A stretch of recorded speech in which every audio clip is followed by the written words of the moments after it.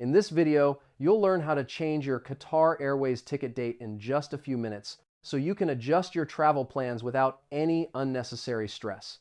First, open your browser and go to qatarairways.com. On the homepage, click the Manage Booking tab at the top. This is where you'll find all the tools to modify, update, or change details of your existing reservation. Next, enter your booking reference, also known as the PNR, along with your last name. Click Retrieve Booking and your full reservation will appear, with options to manage your flight, seats, meals, and dates. Now, click on the Change Flight or Modify Date option. Qatar Airways will show you alternative flights with new dates available for your route. Pick the date and time that fits best with your updated travel plans.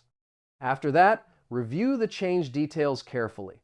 Depending on your fare type, you might need to pay a change fee or a fare difference.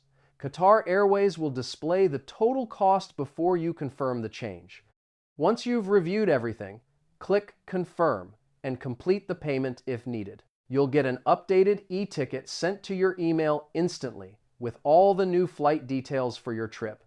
And that's it. Your Qatar Airways ticket date is now changed and you're ready to fly on your new schedule.